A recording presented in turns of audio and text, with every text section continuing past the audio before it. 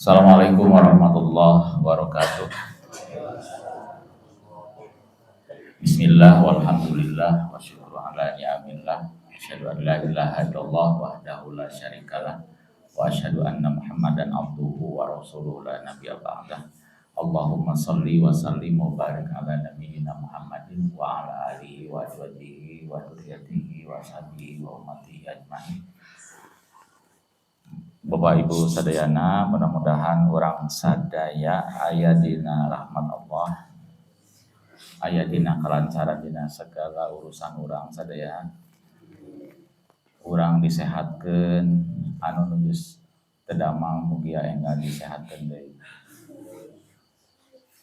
Sareng anu gaduh aya masalah, awan wae masalahna mudah-mudahan dimudahkeun, dilancarkan kanggo jalan keluar. Amin. Bapak Ibu sadayana, aya hiji amalan, salah satuna ieu amalan anu diriwayatkeun ku Ibnu Abbas. Ieu Ibnu Abbas teh adalah salah satu pemuda yang dari kecil ya, karena lahirnya itu 3 tahun sebelum Nabi Muhammad SAW hijrah. Jadi 3 tahun sebelum hijrah lahir tah Ibnu Abbas teh. Saking luar biasa Ibnu Abbas ini, dari sejak bocil seperti ini kecilnya, itu sudah sangat ingin mendalami Islam. Ya, makanya salah satu sahabat yang masih kecil terus yakin bahwa Rasulullah ada Rasul adalah Ibnu Abbas. Selain Ali bin Abi Thalib dan yang juga masih muda. Pada suatu malam, ceritanya, pada suatu malam ini Ibnu Abbas ini ketika masih kecil ya, tidak diceritakan dalam hadis sahih ini. Ini hadis sahih, hadis riwayat Muslim. Jadi amalan dalam satu hadis ini akan dijelaskan bukan hanya untuk satu amalan, tapi ada beberapa amalan. Jadi setiap hadis yang dikeluarkan oleh Rasulullah itu tidak terpaku hanya untuk satu ibadah, tapi kadang-kadang ada menjelaskan beberapa ibadah. Salah satunya adalah ini. Ini hadis riwayat Muslim, nomor hadis 763. Ini dalam kitab Muslim itu dalam babud doa fi sholatil lail wa qiyami ila masjid. Jadi dalam bab doa di dalam sholat malam dan pada saat berdiri menuju ke masjid. An Ibni Abbas, dari Ibnu Abbas radhiyallahu an, qala, beliau menceritakan, jadi Ibnu Abbas ini menceritakan, bitul lailatan inda kholati Maimunah. Jadi pada suatu malam Ibnu Abbas ini berkunjung ke rumah Maimunah. Maimunah itu salah satu istri Rasulullah, bibinya Ibnu Abbas, Maimunah binti Al-Haris. Nah, di salah satu malam itu Ibnu Abbas waktu kecil, masih kecil, tidak dijelaskan di sini usianya berapa, tapi masih belum balik lah, tapi penasaran, ingin tahu cara Rasul sholat malam teh kumaha, sehingga akhirnya nginep di bibinya yaitu Maimunah, yang kebetulan pada saat itu juga pas ada Rasul di rumah Maimunah ini radhiyallahu anha. Nah, ketika datang ke sana ya, berbincang-bincang lah gitu ya. Tidak disebutkan dalam hadis ini bincang-bincang apa ya. Namun lebih ke fokus ke amalannya. Nah, setelah berbincang-bincang mungkin dengan Rasulullah, dengan bibinya ya. Qoma Nabi sallallahu alaihi wasallam minal laili fa'ata hajalatu summa ghasala wajhahu wa yadayhi. Jadi kemudian Rasul teh berdiri terus ke tempat air, membasuh mukanya dan membasuh kedua tangannya, artinya berwudu lah. Summa nama, kemudian Rasul nama teh tidur. Nah, ketika tidur itu kan rumah Rasul teh kecil ya, Tidak diceritakan Rasul mah rumahnya besar, nggak ada ya. Mau di Aisyah apalagi itu nempel dengan masjid ya. Kalau dengan Maimunah di beda agak jauh dari masjid. Rumahnya juga kecil. Nah, tidurlah Rasulullah itu dengan Maimunah radhiyallahu anha, dan Ibnu Abbas juga ikut tidur tapi agak jauhan. Tapi sejauh-jauhnya rumah kecil pasti nggak jauh lah, mungkinnya tidak terbayang bagaimana. Tapi tidurnya Ibnu Abbas ini pura-pura karena memang rencananya berkunjung di sana itu bukan untuk ikut tidur ya, tapi ingin mengetahui gimana Rasulullah pada saat malam hari gitu ya. Ingin melihat sholat malamnya bagaimana. Nah, setelah tidur ya Rasulullah dengan Maimunah radhiyallahu anha, ini Ibnu Abbas juga berusaha untuk tidak tidur tapi akhirnya tidur juga karena tunduk. Nah, koma Nabi sallallahu alaihi wasallam, lalu pada saat malam, mungkin tidak diceritakan di hadis ini jam berapa karena memang belum ada jam pada saat itu ya. Rasul berdiri, nah, Pa'ata kirbata, Pa'at laku, Sina koha, Summa tawaddo'u, wudu'an baina wudu'a baina. Jadi Rasul langsung berdiri, langsung ke tempat wadah air, langsung wudu dengan 2 kali wudu. Maksudnya dalam 2 kali wudu tuh, tadi sebelum tidur itu wudu, dan setelah bangun juga wudu. Kemudian Rasul bangun ya, menuju ke tempat wadah air lalu berwudu. Walam yaksiru, tapi wudunya itu secukupnya, tidak gewar-gewor gitu ya. Malah kadang-kadang di seminimal mungkin gitu ya. Dalam hadis lain malahan katanya 1 mangkok. 1 mangkok, bayangkan wudu dalam air dalam 1 mangkok. Ya. Itu dalam hadis lain, bukan di hadis ini. Nah, waqad ablago, kemudian Rasul membangunkanku. Jadi Rasul setelah wudhu teh ngabangunkan Ibnu Abbas gitu. Padahal kondisi Ibnu Abbas itu sebenarnya mah sudah bangun ya, karena dengan Pakoma Rasul, dengan Rasul berdiri pun sudah terbangun ya, karena mungkin ya karena udah mas sempit rumahnya teh ya, begitulah, pasti terjaga, pasti bangun. Nah, setelah dibangunkan ya, summa qoma pasola, kemudian Rasul itu berdiri untuk sholat malam. Faqamtu fatamat toitu karohibah. Jadi pada saat itu juga Ibnu Abbas pura-pura nguliat gitunya, meregangkan badan, ngarah teu nyangka bahwa sebenarnya Ibnu Abbas ini sedang memerhatikan Rasulullah. Fatawaddatu, kemudian Ibnu Abbas ini wudu ya. Wa qoma fasola, kemudian ikut sholat dengan Rasulullah. Nah, pada saat sholat ini, karena anak kecil ya tidak tahu ya, ini pelajaran buat kita, satu amalan lagi nih dalam satu hadis sebenarnya.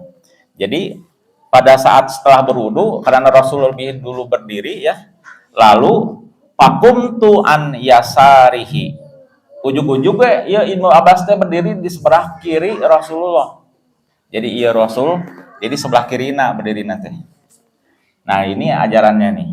Fa akhoda biyadi, lalu Rasulullah memegang tangan Ibnu Abbas. Jadi kieu meureunnan tah. Tangan ini Rasul contohnya gitu ya. Contohnya.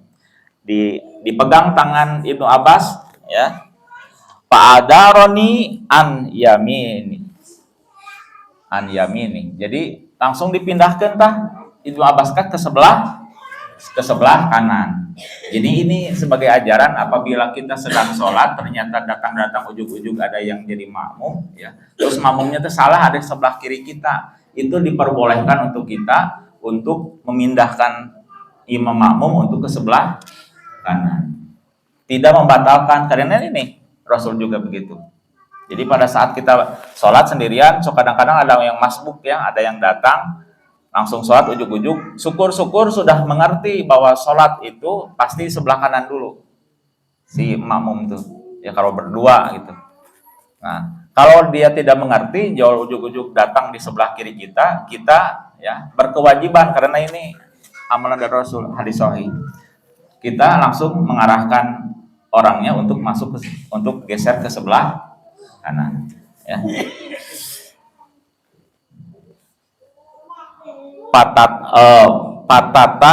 Patatamat salatu Rasulullah sallallahu alaihi wasallam minal laili.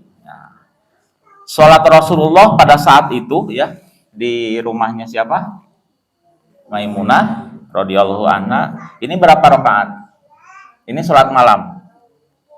Salasa asrota rakaatan.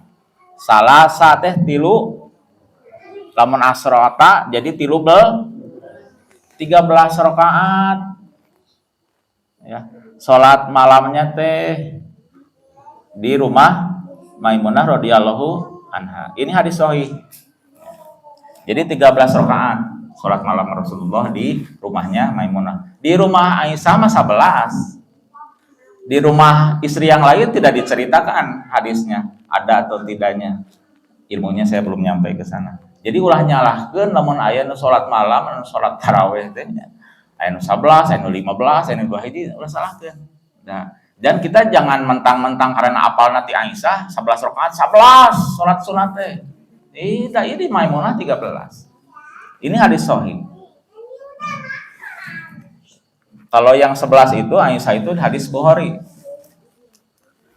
Nah, kumaha carana dina 13 rakaat teh? Pasola rakaataini. Salatnya 2 rakaat.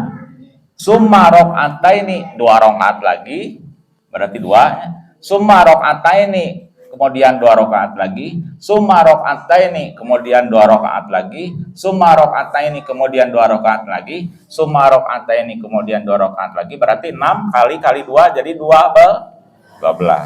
Summa autar kemudian witir 1 kali 13. Ini hadis sahih ya. Kemudian Rasul berbaring summat toja'a. Kemudian setelah sholat malam yang 13 rakaat itu kemudian Rasul berbaring sampai di hadis yang lain mah mendengkur, tapi di hadis ini tidak dijelaskan. Di hadis yang lain Rasul itu setelah sholat malam itu memiringkan badannya ke sebelah kanan ya ini ya sampai mendengkur. Jadi lamun mendengkur teh sunah Rasul Bu, lamun aya mendengkur teh da Rasul ge mendengkur. Ya. Tapi beda mendengkurnya Rasul dengan urang beureunya. Ai urang mah meureunnan kumaha lah gitunya. Ai Rasul mah beda. Nah, sampai kapan Rasul itu berbaring ya? Hatta jaa muadzin, sampai datang muadzin. Saha muadzina? Fa'atahu Bilal. Jadi setelah datang Bilal ya. Fa'adanahu bisolah. Jadi Bilal datang memberitahu bahwa telah masuk waktu sebelum fajar ya, fajar sodik. Jadi fajarnya 2 fajar sodik jeung fajar subuh.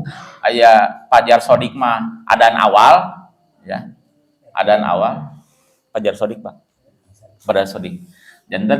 Jadi ya sunah Rasulullah ya. Jadi lo adzan di waktu pagi hari itu 2 kali. Hiji adzan awal ku Bilal. Nah, hiji adzan deui fajar subuh ya, masuk subuh itu Abdullah Umi Maktum. Ibnu Umi Maktum. Nah, ini dalam hadisnya nih. Jadi ya, adzan awal itu dilakukan sebelum terbit fajar sodik. Biasa dilakukan oleh Bilal bin Rabah. Dan untuk adzan subuh ya, yaitu pada saat masuk fajar subuh dilakukan oleh Abdullah bin Ummi Maktum. Nah, ini juga dijelaskan dalam hadis ya, An-Nasa'i nomor hadis 2170. Inna Bilalan yu'addinu bilailin liyunabahu naimakum wa yurji'a qaimakum. Jadi sesungguhnya adzan Bilal itu adzan awal sebagai pemberitahuan, ya, sebagai pemberitahuan bahwa akan sebentar lagi adzan subuh. Juga sebagai pertanda yang makan sahur teh hati-hati gitu, sekedap deui bade adzan. Nah, di hadis yang lain, hadis riwayat Muslim nomor hadis 1902, inna bilalan yu'addinu bilailin. Bilal itu mengumandangkan adzan di sebelum waktu subuh, adzan awal. Fakulu wasrobu hatta yu'addinu ibnu ummi maktum. Jadi yang akan makan sahur silahkan makan, lanjutkan, minum lanjutkan, ya, sebelum datang adzan dari ibnu ummi maktum. Nah, itulah yang sesuai sunnahnya. Jadi ada adzan awal, hu Bilal bin Rabah, ada adzan subuh, hu Abdullah Ummi Maktum.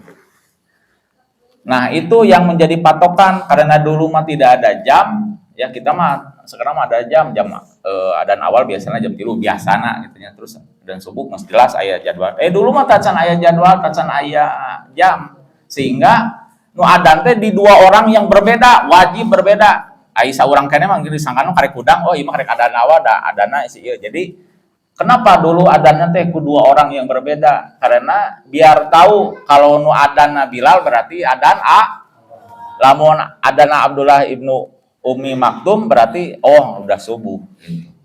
Ya. Nah, setelah itu kita kembali lagi ke hadis yang ini, ya. Faqoma fasolla. Setelah datang Bilal ngasih tahu ke Rasul bahwa sudah datang sudah waktunya adzan awal, cek Rasul teh ya silahkan adzan lah Bilal, adzan awal, ya.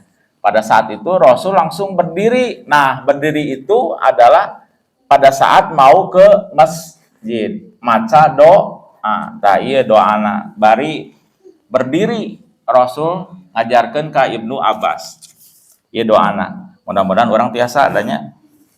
Tadi nama dicatat itu teh, terus difotokopi ngan teu kabujeng. Jadi wayahna dihafalkeun we. Ya. Wayah dihafalkeun. Dina keterangan lain mah barang siapa yang membaca doa ini sebelum berangkat ke masjid untuk sholat subuh, maka akan dikawal oleh 9 malaikat.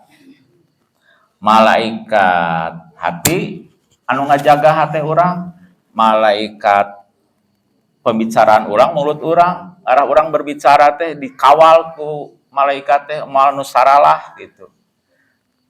Katiluna malaikat pendengaran ngadenger teh nu baik-baik.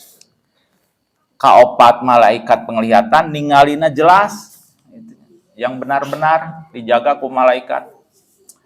Malaikat selanjutnya adalah malaikat yang di belakang, yang di depan, yang di atas, yang di bawah. Jadi kalau kita membaca doa ini, kita akan dikawal oleh malaikat-malaikat itu. Doanya adalah doa untuk cahaya, ya, tapi di riwayat yang lain cahaya itu adalah malaikat. Karena malaikat diciptakan dari cahaya. Ari jin mah ku api yang menyala-nyala. Baik. Allahumma ij'al. Ieu mah wayangna kudu hafal. Allahumma ij'al apa? Hafal atuh. Allahumma ij'al fi qalbi nuron. Fi qalbi Allahumma ij'al fi qalbi nuron. Jadi apalkeun Allahumma ij'al we heula. Kaditu nama tinggal ngitung. Maca kieu nya baheula kieu guru teh ngajarkeun anak. Apalkeun mah Allahumma ij'al we cenah. Kaditu nama apal nyarira. Nah kitu nya sok we cenah. Allahumma ij'al, apal. Nah ayeuna pegang dada cenah. Fi qalbi nuron. Fi qalbi nuron artina naon? Ya Allah, berikan cahaya di hatiku. Berikan cahaya di hatiku. Fi qalbi nuron. Allahumma ij'al fi qalbi nuron. pegang ieu cenah. Naon ieu teh? Lisan, tempat orang bicara segala rupa. Wa fi lisani nuron. Wa fi lisani nuron. Kembali, wa fi qalbi nuron. Wa fi lisani nuron. Kembali deui. Allahumma ij'al wa fi qalbi nuron.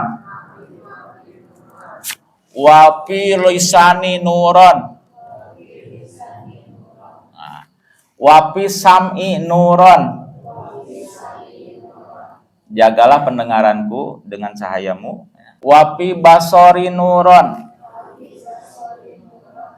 Biasa? Apa? Udah apa? Wa min khalfi nuron.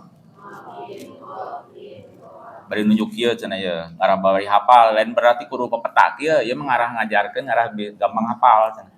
Jadi wa min khalfi fi ya khalfi nuron, ya Allah berilah penjagaan cahaya di belakangku. Wa min khalfi nuron wa min amamin nuron. Wa min amamin nuron, dan berilah cahaya di hadapanku. Ya. Hafal timiten teh bisi lieur. Iya.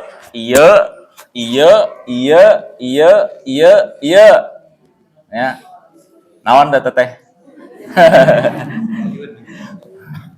Jadi sebenarnya mah ngadoang ku basa Sunda oge mah naon da Allah mah ieu kan ieu mah ngarah ngajarkeun gitu nya.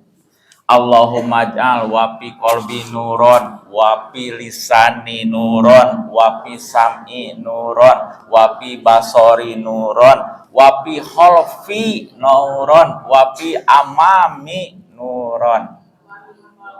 Wa min khalfi wa min amami nuron. Ya. Ya wa min deui ya. Wa min pauki mana? Atas nuron. Wa min pauki nuron. Wa min tahti nuron. Jadi hiji, 2, 3, 4, 5, 6, 7, 8. Ya. Terakhirnya Allahumma aqini nuron. Ya Allah berilah aku cahaya. Cahaya di sini adalah malaikat penjaga. Biasa? Ya hadis sahih. Ya. Nah, sementara eta mudah-mudahan tiasa diamalkeun urang sadaya anu budak ngora meureunna lamun ngapalkeun ieu dina belajarna penuh cahaya, penuh kemudahan. Anu orang tua nu bekerja moal disulitkeun di hareupna, di belakangna, di atasna, di bawahna, dina usahana dilancarkeun.